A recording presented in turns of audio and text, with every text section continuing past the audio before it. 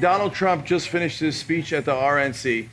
It was long, it was dreary, it was angry, it was loud. It had no hope, no optimism, no positive message. It was filled with, you should be really afraid. And I will, believe me, I will have law and order for you. Believe me, okay? I am your daddy, and I will protect you. For 4 days straight, we screamed of fear and terror, and don't worry, look at my kids. I'm their daddy. I will be your daddy just like that. And I will protect you. It will be rule. You see, I seem a little repetitive, right? You're like, Cenk, you get on with it already. Yeah, that's what we got for an hour and 15 minutes. And then energy, a little bit. But, back to law and order and rule of law, and I will protect you. And I will keep you safe. I am Donald Trump. I am your daddy. Okay, and now, I will make really good trade deals, not bad trade deals. If you fall for that, I feel so sad for you. That you fell for a guy who said such ridiculous things as, believe me, we will be winning and not losing. That doesn't mean anything. That doesn't mean anything. It was really absurd because you're right. The speech was an hour and 15 minutes of repetition, no specifics in terms of how he would solve all these problems. There was a lot of fear-mongering about crime in the United States, even though data will show that crime has been dropping year after year. He used the example of 1 year where there was a spike in crime, but that's not a trend. Okay, but before all of that happened, his daughter comes on the stage. And she really softened the mood. And what I mean by that is, all of a sudden, she's mentioning issues that matter to liberals, right? She talks about student loan debt. She talks about, helping the disadvantaged. And all of a sudden, you're like, wait, what's going on? She's setting the stage for a softer Trump. And then all of a sudden, he comes forward and he talks about privatizing education, about doing everything that would actually work against the individuals that are sitting in that audience right now, okay? And so, look, I got fired up when it came to the education stuff because honestly, from what I heard, that was the only time he was a little specific because he said that he would privatize it, and that would lead to a huge economic downfall in this country, especially when you consider that we have $1.3 trillion in student loan debt, and if we were to privatize grade school, what would happen to those who can't pay for it? Do you have to take out loans just so your kids could go to kindergarten, go to first through fifth? But look, there's about.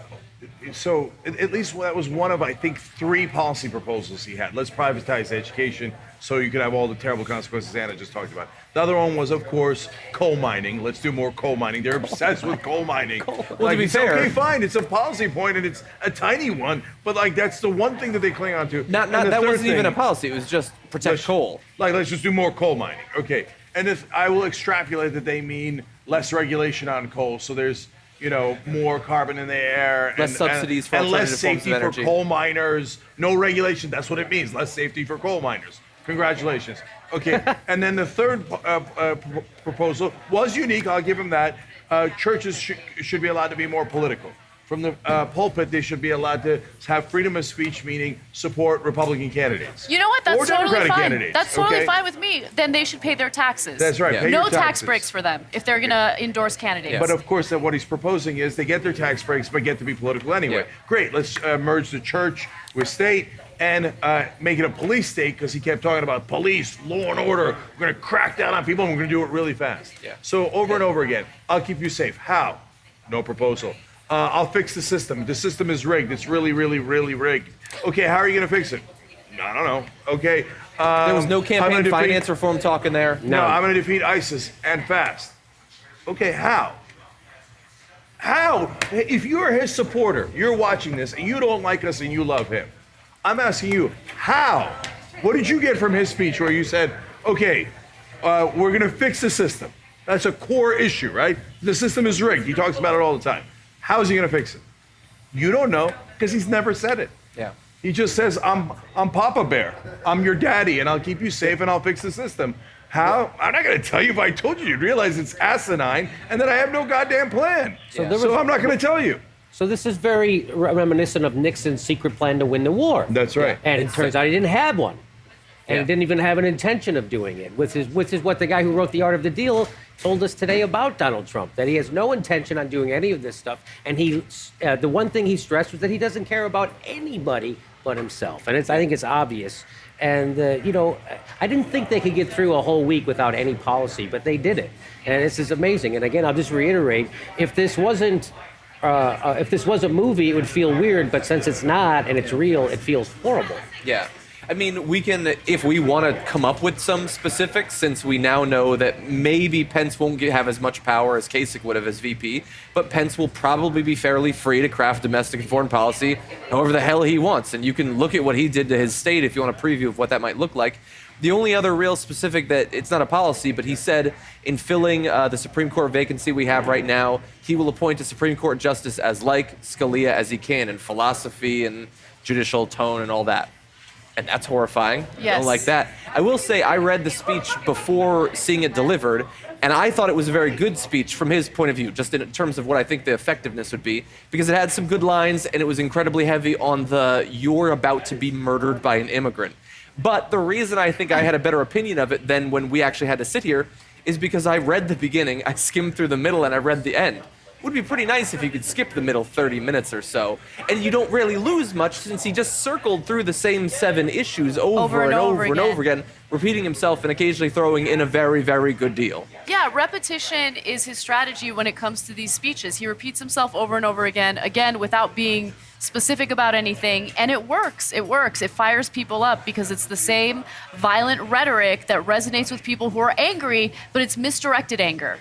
Yeah. So when he first got up on stage, we all had the same thought, and that's a giant Trump sign on there. Like, oh my God, is this really happening? Have we come to this? And it felt like a scene out of Idiocracy. Like that this buffoon that was just a punchline is now one of the major candidates for president and has 40, 45, arguably 50% chance of winning. That is a risk to the Republic and to the world that I don't know that we can take. So I didn't say that with past Republican presidents because that's over-the-top rhetoric. But in this case, he says, I'm going to give Estonia to Russia. I'm not going to protect Estonia. And then Russia thinks, okay, great, aggression is rewarded. And then round and round we go. He says, I might not pay my debts. We might not pay the debts of the United States. Oh my God, you've endangered the dollar, the entire American economic system, and the entire global economic system. And this guy comes out and he goes, we're going to be winning. And people go, oh yeah, we're going to win. We're going to win fast.